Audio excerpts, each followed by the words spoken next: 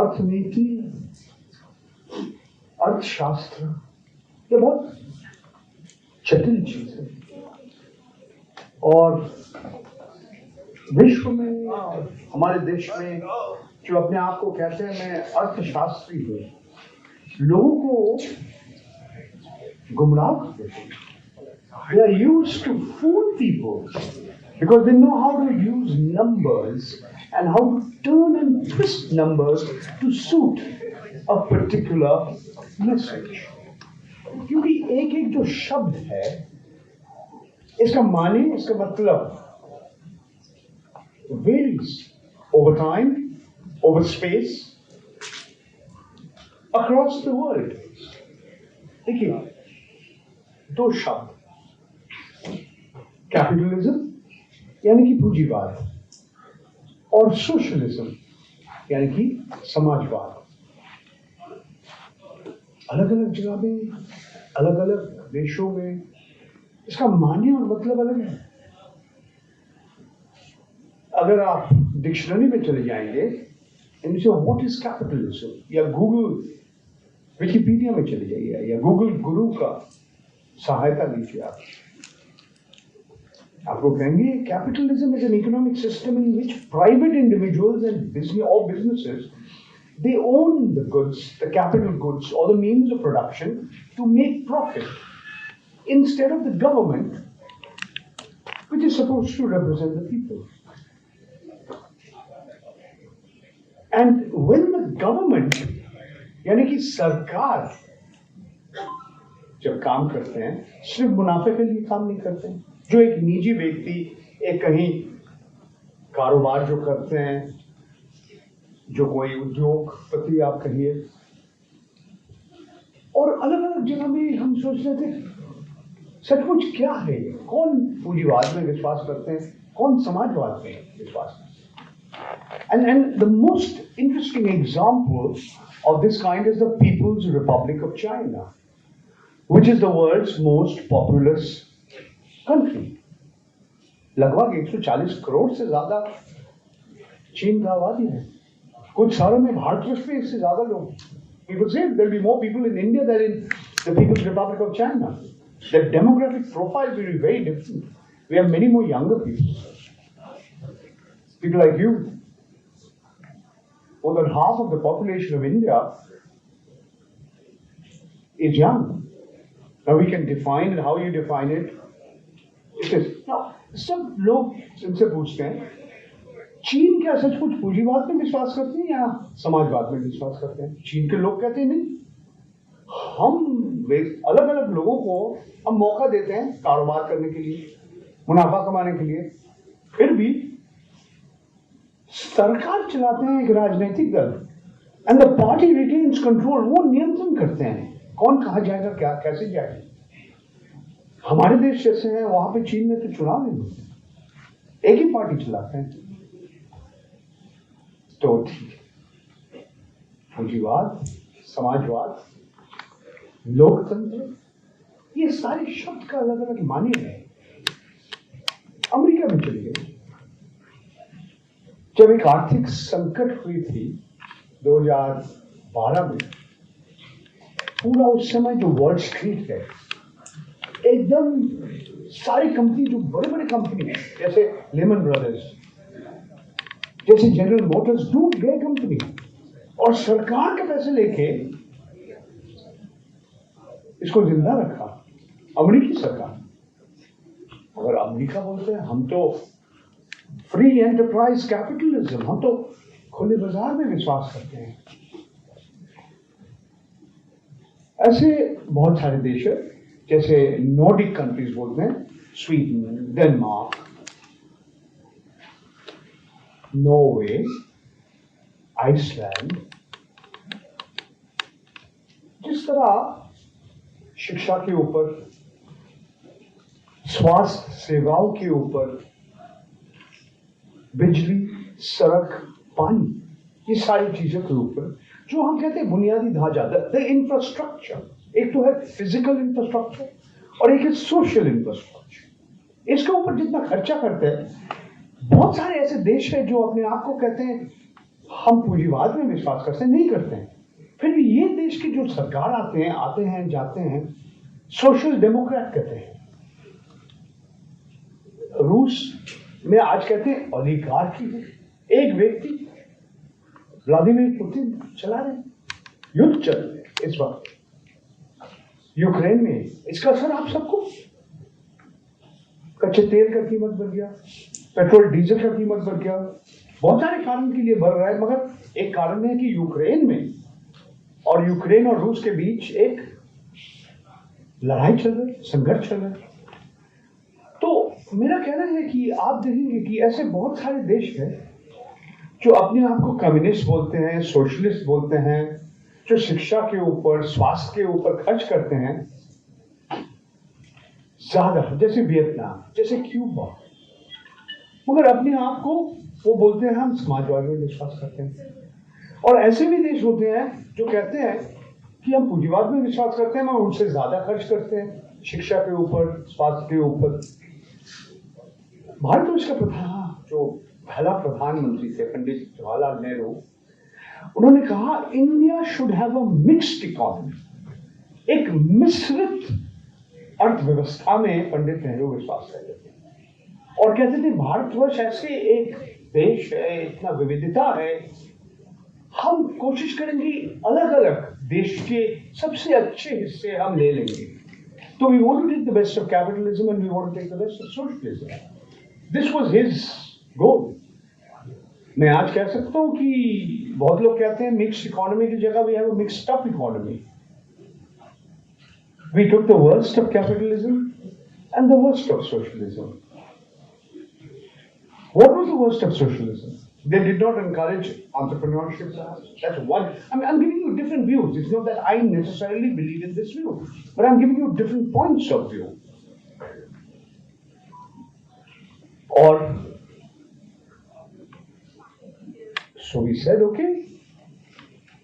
आर्थिक उदारीकरण की नीति के बाद, 91 के बाद, जिस समय मनमोहन सिंह जी भारतवर्ष का वित्त मंत्री थे, नरसिम्हा राव भारतवर्ष के प्रधानमंत्री थे, the government did away with what Nehru's contemporary Chakravarti Rajagopalachari से द लाइसेंस कंट्रोल राज, कि सरकार तैयार करेंगे कौन सा उद्योग कितने बनाएंगे, कितना उत्पादन होगा, किसको बेचेंगे। So from a controlled economy, जहां जो अर्थव्यवस्था का जो कंट्रोल, कमांडिंग हाइट्स बोलते हैं उसमें, वो सरकार के हाथ में था। आहिस्ता आहिस्ता भारतवर्ष एक तरह से वाम विचारधारा से दक्षिणपंथी विचारधारा, और बीच में भी रहती है कभी कभी। But did we really have capitalism? या did we have crony capitalism? ऐसा है कि सबको मौका मिला, जो प्लेइंग फील्ड है, जो लेवल है, जो आप कैपिटलिज्म या पूंजीवाद के बारे में सबको कंपटीशन होना चाहिए, मेरिटोक्रेसी होना चाहिए। जो अच्छी मेहनत करेंगे, जो अच्छे काम करेंगे, वो आगे बढ़ेगा। मगर सचमुच ये नहीं है। कुछ लोग आगे बढ़ा और बाकी लोग पीछे चले गए। This is the subject on which I'm going to talk to you in greater detail आज के। और देखिए, लोग कहते हैं कि we took the worst of socialism also. What was the worst of socialism? शिक्षा और स्वास्थ्य के ऊपर जो सरकार का खर्च करना चाहिए। जैसे आप एक सरकारी शिक्षा संस्था में काम पढ़ रहे हैं, ये सरकारी शिक्षा संस्था है। सरकार के पैसे से जो कर देते हैं टैक्स पेयर, यू पे education and health care across the world, you know, the government pays for it, subsidize it. Yes, there are private institutions and there are government institutions, and government institutions are often preferred to the private institutions because they charge less. Then the question is, what is the quality of the services? और मैं अत्यंत दुख के साथ कहना चाहता हूं कि हमारे देश में बाकी बहुत सारे देश की तुलना में हम शिक्षा के ऊपर और स्वास्थ्य के ऊपर जितना खर्च करते हैं भारत सरकार, और भारत सरकार का टोटल कितना एक्सपेंडिचर है, इसका बहुत कम। स्वास्थ्य के ऊपर हम पूरा हमारे जो जीडीपी है, ग्रॉस डोमेस्टिक प्रोडक्ट, सकल घरेलू उत्पाद, इसके सिर्फ 1.5%।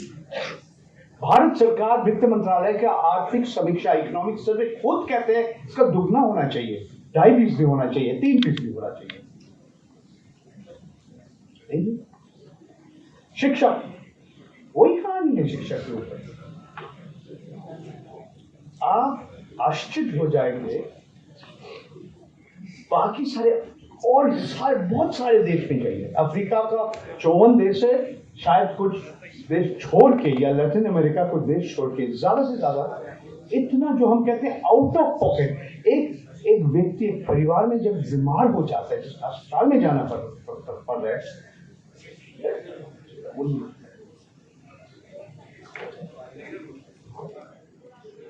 इसमें निजी संस्थान, प्राइवेट ऑर्गेनाइजेशन के ऊपर 6 गुना ज्यादा पैसा खर्च करना पड़ता है जो सरकारी अस्पताल का तुलना में। फिर भी आज हमारे देश ऐसा है, इतना गरीबी है, एक परिवार में एक व्यक्ति जब बीमार हो जाता है, पूरा फैमिली का, पूरा परिवार का जो सेविंग्स है खत्म हो जाते हैं। तो लगभग हमारे जो पब्लिक सेक्टर है, जो सरकारी सेक्टर है, इसमें क्या कमियां हैं? इसका कमियां ये है कि जिन लोग चलाते हैं ये सेक्टर, और हमारे राजनेता है इसमें, हमारे बाबू है इसमें, सरकारी जो नौकरशाही,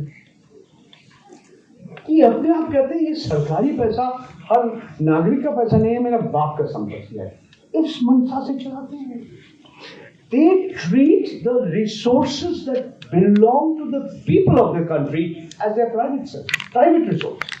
That is the reason why we have such a lot of corruption and inefficiency in public organizations. So the question is, what is public? About our public sector, कोई व्यक्ति का अपना जागीरदारी, जमींदारी बन जाता है, That's the sad part of the story. और सचमुच मैं आपको बताऊं, जो निजी कंपनियां हैं, जो प्राइवेट सेक्टर में एक कंपनियां हैं, वो क्या समझते हैं? जो कंपनी का प्रमोटर है उनका पैसा नहीं सी, इनका ज्यादा से ज्यादा पैसा आता है सरकारी बैंकों से। आपका पैसा मेरा पैसा, आपका पैसा मेरा पैसा लेके इन लोग अपना कंपनी, अपना कारोबार चला रहे। This is the reality. So मेरा कहना है कि what is private about our private sector, if most of the money, और जो कहीं एक संस्था, if you want to set up the risk that is involved, ये सारे पैसा अगर सरकारी संस्था से आएगा, बैंकों से आएगा, जिसका मालिक आप हैं, मैं हूं, आपका कंपनी डूब गया, इंसॉल्वेंसी एंड बैंक्रप्सी कोड आप पे चले जाते हैं, बैंक हेयर कट ले देते हैं। हेयर कट कैसा है आपको मालूम है? आपने इतना कर्ज लिया, कर्ज के ऊपर आपका प्रिंसिपल के ऊपर इंटरेस्ट आया, ब्याज दर भी आया, और बैंक माफ कर देते हैं। इसका नाम है NPAs, नॉन परफॉर्मिंग एसेट्स। सरल भाषा में क्या, बैंक का पैसा आपने लिया और वापस नहीं दिया। अत्यंत दुख की बात है, और मैं शर्म से बोलता हूं कि मैं भारतवर्ष का नागरिक हूं और मैं देशभक्त हूं। फिर भी अत्यंत दुख के साथ में आपको, अत्यंत दुर्भाग्यपूर्ण है कि हमारे देश में जो बैंक का ज्यादा से ज्यादा लोन कर्ज लेके वापस नहीं दिया, कौन लोग? जो अमीर व्यक्ति है, जो बड़े बड़े पूंजीपति है, जो बड़े बड़े उद्योगपति है, और एक छोटा व्यक्ति वो स्कूटर का लोन वापस नहीं देता, उसके पीछे चले जाते हैं, गुंडे लोग चले जाते हैं उसके पीछे। जो छोटे संस्था है, MSMEs, micro small and medium enterprises, जो लोगों को नौकरी देते हैं, ये ऐसा नहीं करते, इतना नहीं करते। ऐसा नहीं है कि सब लोग साधु संत है, मगर the relative expenditure that a medium or a small enterprise does and what it takes from a bank, it returns it. एक छोटे व्यक्ति जब कर्ज लेते हैं वापस दे देते हैं। ये बड़े बड़े जो लोग होते हैं ना, वो बैंक का पैसा समझते हैं कि मेरा ही पैसा है, और बहुत लोग भाग भी गए हैं। मेरा स्कूल का मित्र, स्कूल में था विजय माल्या जी, आपने जरूर नाम सुना होगा। नीरव मोदी का नाम भी सुना होगा, मेहुल चोकसी का नाम भी सुना होगा। आप अगर देखना चाहते हैं, एक नेटफ्लिक्स की एक सीरीज है बैड बॉय बिलियनेयर्स, देख लीजिए किसी वक्त। मेरा एक छोटा सा हिस्सा है सुब्रत और राय सहारा, वो भी हमें एक प्रेम पत्र एक समय दिया था। हमने मानहानि किया, मेरा अच्छा बोल अच्छा मानहानि किया, फिर बाद में कुछ नहीं किया। और एक व्यक्ति अभी भी हमें प्रेम पत्र भेजते रहते हैं। कोई बात नहीं, मैं अपने काम कर रहा हूँ, मैं पत्रकारिता करता हूँ, मैं सरकार का गुलाम नहीं हूँ। सवाल उठाना है, पत्रकार का काम है सवाल। अगर पत्रकार एक लोकतंत्र में सवाल नहीं उठाएंगे तो वो पत्रकार नहीं बनेगा। वो कनाडा का एक नागरिक, एक बड़ा अभिनेता हो जाएगा ना। हमारे माननीय प्रधानमंत्री से बहुत कठिन सवाल उठाया, आप बताएंगे आप आम कैसे खाते हैं, चाट के खाते हैं या जूस के खाते हैं? तो एक पत्रकार का काम और होता है। I will briefly tell you कि ये जो भारतवर्ष की जो मिश्रित अर्थव्यवस्था, in our mixed economic system, how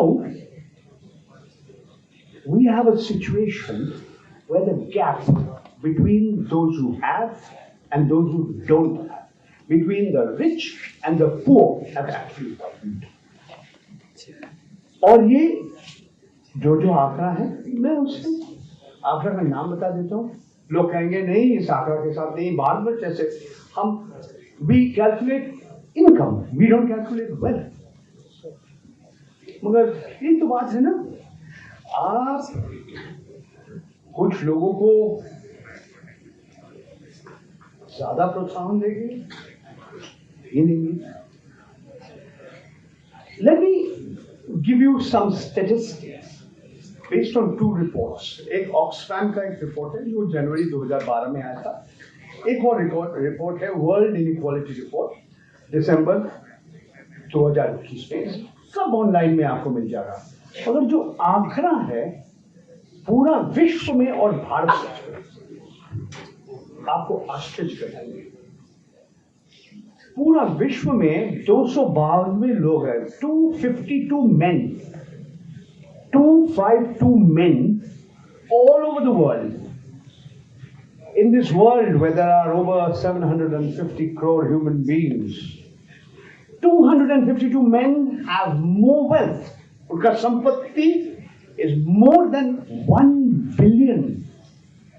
100 crore महिला, women and girls in the entire continent of Africa, 54 countries in Latin America and Caribbean. In the world, the 10 richest men, and you know their names. इसमें Elon Musk है, इसमें गौतम अडानी है, बहुत सारे लोग हैं। Their wealth has doubled, दुगना हो गया ये कोरोना काल में। और 99% लोग की जो आय है, जो अपने संपत्ति का जो कीमत है, जो वैल्यूएशन है, कम हो गया। मैं नहीं कह रहा हूं, ये रिपोर्ट्स कह रहे हैं। बेरोजगारी बढ़ रही, कम नहीं हुआ। आपकी उम्र कम है, आपके सामने सबसे बड़ा समस्या क्या है? अच्छा नौकरी मिलेगा कि नहीं? यू आर प्रिविलेज्ड, आपको you are a privileged member of society, कि आपको NSUT में शिक्षा मिलने का आपका सौभाग्य। You are privileged. There are many young people who do not have your privileges. देखिए, मैं ऐसा नहीं कहता हूँ, बहुत लोग कहते हैं rich are getting richer, poor are getting poorer. It's not necessarily so, but the gap between those who have and those who do not have has widened. That means those who are rich, they're getting richer at a much faster pace than those who are in the middle classes, जो मध्य वर्ग के लोग हैं, and those who are struggling to survive. और इनके ऊपर जब महंगाई का मार आता है ना, जबरदस्त जेब काट देते हैं इनकी. किसी को कोई बीमार हो जाते हैं, उसको अस्पताल ले जाना है, पूरा परिवार कंगाल हो जाते हैं. Because a poor family spends much more on food. और सिर्फ डीजल के दाम जब बढ़ते हैं, it's not just diesel, it's not just transportation. Transportation of what? Transportation of everything you eat. Your bread, your fruits, your vegetables, everything you eat. And that, there is a, जो कहते हैं ना, cascading effect है, एक ripple effect है. Directly you the consumer, आप जो उपभोक्ता है, आपको ज्यादा पैसे देना पसंद. आप यहाँ हॉस्टल में ठीक है, अच्छे हैं, आपको सब्सिडाइज खाना मिल रहा है. Look around you and you get the sad part of India is that the top 10% of the population have more than 3/4. 77% Bharatvarsh का जो पूरा देश का जो संपत्ति का जो कीमत है, national wealth, and top 1% have 73%. 1% has 73% of the national wealth. 10% have 77% of the national wealth. And the poorest 6.70 lakh गरीब व्यक्ति जो गरीबी रेखा के नीचे रहते हैं, जो आने वाले दिन में कहां से खाना आएगा मालूम नहीं है. उसके पास पूरा देश का 1% भी संपत्ति नहीं है. और हमारे देश का बिलियनर्स बन रहे हैं, बढ़ रहे हैं. तो मेरा कहना है, देखिए, इसके बहुत कारण हैं और मैं 2-4 बात कहना चाहता हूँ. कैसा एक स्थिति है आज भारतवर्ष में, जो एक व्यक्ति का धन पैंडेमिक का 2 साल में हर घंटा 90 करोड़ बढ़ गया. किसके बात कर रहा हूँ? मुकेश अंबानी की बात कर रहा हूँ. हर घंटा. This is not real wealth, this is notional wealth. If you multiply all the shares he owns with the price in the stock market at any given from a particular point of time. और जो कमजोर है, जो दलित लोग, जो आदिवासी, जो अल्पसंख्यक है, उनकी स्थिति आप खुद जाके देख लीजिए. मैं इससे ज्यादा नहीं कहना चाहता हूँ. 2018-19 जो वित्तीय साल में जो सारे जो अपने आप को कहते हैं अरबपति, billionaires, their combined wealth is more than the entire budget of the government of India. Bharat सरकार का जो बजट है एक साल का, उससे भी ज्यादा है. आप पसंद नहीं करेंगे मैं जो आपको बताऊं. आपके घर में जो झाड़ू पोछा करके, कमार करके जो बर्तन धोते हैं, जो आपका जो बर्तन साफ करते हैं, आपका गेंजी धो देते हैं, क्योंकि वॉशिंग मशीन से कम खर्चा होता है आपका. ऐसा एक व्यक्ति के साथ आज भारतवर्ष के एक लीडिंग इंफॉर्मेशन टेक्नोलॉजी कंपनी का सीईओ का सैलरी का तुलना करेंगे कभी?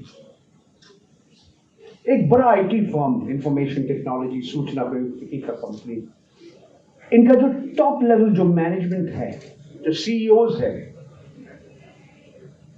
वो एक साल में जितना कमाते हैं, जो उनके घर में जो बर्तन धोते हैं और झाड़ू पोछा करते हैं, उसको कितना समय लगेगा उतना आय मिलने के? कैलकुलेशन किया था किसी लोग ने, 940 साल, 940 years it would take a minimum wage worker to earn what a leading executive would earn. It would take 941 years what that person earns in a year. देखिए, मेरा कहना ये है कि हमारे देश में जो हमारे बड़े बड़े सरकारी अफसर है, नेता है, क्यों सबसे अमीर व्यक्ति को कर नहीं देने चाहते? मैं साफ बोलूं, इनके पैसे से उनका पार्टी चलता है, इनके पैसे से वो चुनाव का प्रचार करते हैं, इनके पैसे से वो चुनाव में उम्मीदवार खड़े होते हैं। इलेक्ट्रल बॉन्ड आपको मालूम नहीं है कहां से आया? पारदर्शिता नहीं है जी।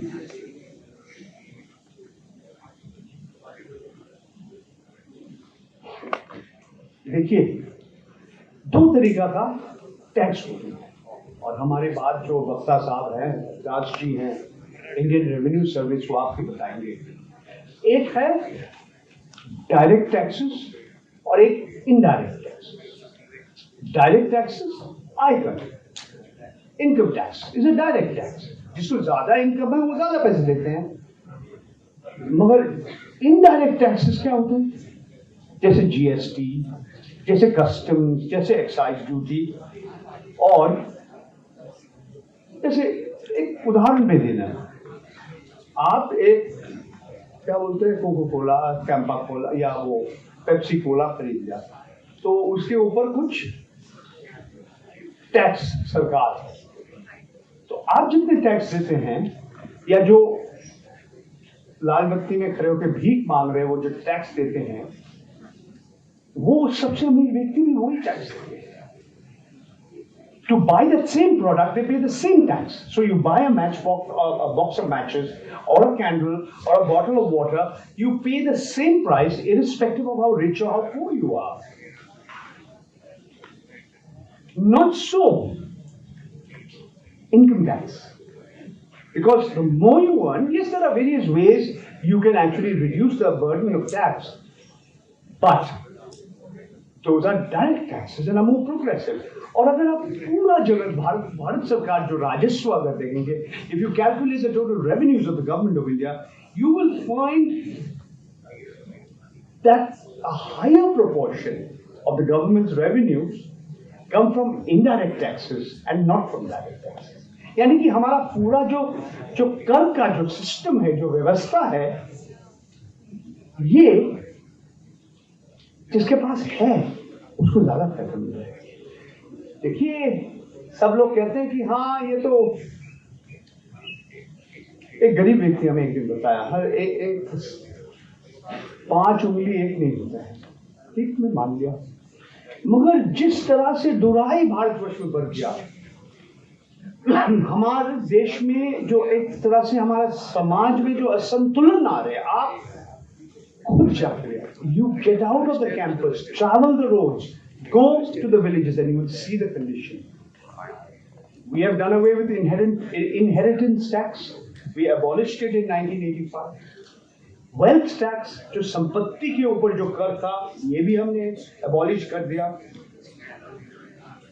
सर, अगर आप सबसे अमीर व्यक्ति के ऊपर थोड़ा भी टैक्स लगाएंगे ना, पूरा शिक्षा का खर्चा, भारत सरकार का शिक्षा का खर्चा, स्वास्थ्य मंत्रालय के खर्चा, स्वास्थ्य और परिवार कल्याण मंत्रालय का खर्चा चला जाता है। उसे 1 नहीं 2 साल जीते। किसी ने एक बार कैलकुलेट किया था कितना, a 4% wealth tax on the 98 richest Indians would take care of the budget of the Ministry of Health and Family Welfare for 2 years. Mid day meal scheme, जो बच्चे जो प्राथमिक शिक्षा केंद्र में जो पढ़ते हैं, उनको दोपहर का जो खाना मिलते हैं, जो मिड डे मील स्कीम, 17 साल चला जाएगा अगर 98 रिचेस्ट इंडियंस के ऊपर अब 4% टैक्स। ये जो हमारे जो समग्र शिक्षा अभियान है, उसका पूरा फंडिंग 6 साल तक चलेगा। So I am making a certain point, and I know some of you are not very busy talking to each other, some of you are very busy looking at your mobile phone because you're addicted to it, no? You can't live without. If I tell you, close your mobile phone and take a walk in the campus and don't look at it for 1 year, it is like And an alcoholic being told, hey, you can't have your whiskey in the evening, your hands are shaking. I know many of you young people, my children are like this. You are addicted to your phones. I'm about to finish. Listen very carefully to what I have to say. The inequality of income and wealth is also the inequality of opportunities. मौका नहीं मिलता है लोगों को. ऐसा नहीं है कि हर व्यक्ति जो मेहनत करते हैं, the man who has talent or the woman who has talent always is able to move ahead, because your system, your economic systems, your social systems is not fair. आपको न्यायपालिका से न्याय नहीं मिलते. लाखों हमारे देश में जेल में अंदर है जो वकील नहीं उनको. They are under trial prisoners. They are flogging our jails. देखिए, हमारे संविधान बहुत कुछ कहते हैं. हमारा मौलिक अधिकार है, जीने का हमारा मौलिक अधिकार है. We have a right to life. We have a right to a fair trial. We have a right to equality before law. ये जो कानून है किसी एक व्यक्ति के लिए नहीं, सबके लिए एक है ये कानून. फिर भी हम जानते हैं our country is unequal, and the sad story is that we have become more unequal, and after corona things have not improved, things have worsened. इसके ऊपर बहुत लोगों का विवाद है. कितने लोग मरे हैं, कितने लोग नहीं मरे हैं, कितने प्रवासी मजदूर सड़क में निकालना पड़ेगा. भारत के इतिहास में पहला बार 3 महीना अप्रैल मई जून 2020 में शहर से गांव लोग चले गए थे. ये भारत के इतिहास में कभी नहीं हुई, ये पहला बार हुई है लॉकडाउन के लिए. भी सरकार कहा एक भी प्रवासी मजदूर भारत का राजमार्ग में नहीं है. तो देखिए, आज सोशल मीडिया के माध्यम से बहुत कुछ गलत खबर, झूठा खबर, अर्ध सत्य खबर आपके पास पहुंच जाते हैं. You are privileged. जो मेरा मित्र रवीश कुमार कहते हैं, आपका शिक्षा व्हाट्सएप विश्वविद्यालय में नहीं हो रहे, Netaji Subhash university of technology में हो रहे. Don't be educated in WhatsApp university. और आप, if you are not more aware of your less privileged fellow citizens, fellow boys, fellow girls, fellow young people, then the India that you will live in. I'm old. I'm 66 years old. मैं वरिष्ठ नागरिक हूँ. I'll be dead and gone. This India belongs to you, and you have to ask yourself, what kind of India do you want? Thank you very much for listening to me. It has been my honor and my privilege to speak with you. और अगर सवाल है इसका मैं कोशिश करूँगा जवाब देने के लिए. हाँ sir. Sir, my name is Harshit Arora. Sir, मेरा क्वेश्चन है कि जो कंट्री का सोशल इंफ्रास्ट्रक्चर होता है, जो कोहेजन होता है, वो कैसे मतलब इकोनॉमी को इम्पैक्ट करता है. मतलब जैसे हम बेंगलुरु में देख रहे हैं क्या हो रहा है. देखिए, इसके साथ एकदम एक संतुलन क्लोजली कनेक्टेड. अगर आप अच्छी शिक्षा लेंगे, अगर आप बीमार रहेंगे, तो आप कैसे समाज के लिए कुछ देंगे? If you are not able to contribute to society, then how will the economy be benefited? If you are unwell, your health is poor. If you are unaware, ऐसा नहीं कहना चाहता हूं कि हर जो व्यक्ति अपने आप को शिक्षित बोलते हैं वो अच्छे आदमी होते हैं. बहुत सारे लोग हैं जिसका डॉक्टरेट पीएचडी है और बहुत खराब लोग भी ऐसे होते हैं. It has got nothing to do, but I'm saying a basic minimum education is required at the primary level. You have to be able to read, you have to be able to write, you have to be able to calculate, you have to read, write and arithmetic. So if you don't have education and you don't have proper health care, then the individual is not able to contribute. The she or he is unable to contribute to society. If she or he, अगर वो कुपोषित है, if she or he does not get enough nutrition, at a young age, how will your brain develop, my friend? So, the social sector and the economy are very closely linked to each other. और कोई सवाल है किसी का? Yes, please, ma'am. Sir, we have seen that in the USA, they have capitalism and they failed during the Great Depression. Just give me your name once again, ma'am. Swastika Mishra. स्वास्थ्य हाँ बताइए. US हाँ बताइए. Great Depression में fail हुई थी बिल्कुल. It failed during the Great Depression. It failed during the subprime crisis. Absolutely. And when we see the Soviet Russia, it failed under the socialism. Even China failed. And I don't know about China.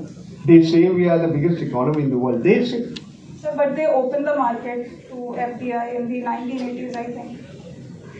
Swastika, तुम सवाल पूरा खत्म नहीं किया, फिर भी तुम्हारा जो सवाल है, I can sense it. I'm going back to where I began. We are soon going to be the world's most populous country. We are the world's most diverse country. Bharat में इतना विविधता और कहीं नहीं है. आपने कभी देखा आपका करेंसी नोट में कितने भाषा है? 17 languages, and that includes English, which is not in the 8th schedule of the Constitution of India. Because they are common scripts, you have 21 languages. No country in the world has so many languages. We are. The point that you made is very important. If we cannot take the best from all the world, then we will get the worst. We have to get the best from the US. We'll have to get the best from China. We have to get the best from Bangladesh. We thought Bangladesh was a poor country. Some of their social indicators are not I who's saying it. United Nations agencies are saying it. World Bank reports are saying it. IMF is saying it. They are doing better than us. Today, Sri Lanka is in a terrible shape. Its economy is in a mess. The food prices have gone up twice, 2 times, 3 times. There is no electricity. Sri Lanka's economy, because of no electricity, there is no paper. The examinations cannot be held because there is no paper. It has gone bankrupt. So we have to learn from the whole world. Oh, that is the challenge. यही हमारे सामने जो चुनौती है. I have 2 questions regarding this. The first one is we adopted mixed economy and we are not doing that well either. So what is the optimal? We have taken the worst of both worlds. यही तो मैंने कहा. यही से शुरू किया. So sir, what is the optimal mixture of these? There is no optimal mixture. We have to find this way. And sir, ये देखिए, ये जैसे शिक्षा, आप समझते हैं कि एक क्लास में जाके आपका शिक्षा खत्म हो जाएगा. All your life you have to learn. So the learning process is a lifelong process. What I'm trying to say, if we have taken the worst, if we have not taken the best for the worst, that is why we are suffering. Sir, I think we just know the questions and we have identified the problems, but we are not striving towards the solution. And I think the solution in this case is controlling the population of the country. I don't agree with you. The India's rate of growth of population is actually slowing down. In case you didn't know, the 2021 census hasn't technically begun. But even if you look at the data, which is there in 2001 census, every 10 years हमारा जो जनगणना होता है, आप देखेंगे कि जिस रफ्तार से भारतवर्ष का लोक संख्या जनसंख्या बढ़ रहा है, वो रफ्तार कम हो गया. चुनौती और कुछ है मैडम जी, चुनौती और कुछ है. हम बड़े बड़े बात करते हैं demographic dividend. How do we make our population more productive? How do we make them contribute? That is the challenge, not the numbers. मैं महात्मा गांधी जी का बात करके, महात्मा गांधी जी ने, मोहनदास करमचंद गांधी, एक चीज कहा था पूरा विश्व में और मैं समझता हूँ भारतवर्ष में, there is more than enough for everybody's need, not enough for everybody's greed. जिस व्यक्ति के पास एक भी कमीज नहीं है वो एक चाहते हैं, जिसके पास एक आता है वो 2 चाहते हैं, और ऐसे लोग हैं जिसका 2 के बाद 10 जब मिलते हैं वो 100 मांगते हैं. ये लालच है. This is what we have to learn as a society. Why do you think we have climate change? ऐसा जलवायु परिवर्तन के एक तो कारण है कि हमारे हर व्यक्ति का जो लालच, So that's another subject. Maybe on some other occasion I can give you a talk on that. But this is, I'll try to answer your question. Any other questions? Shall we make it? Sir, due to time constraints, these are all the All questions. right, thank you so much, ladies and gentlemen. The time is spent. I want to thank all of you for giving me this honor and this privilege. Thank you.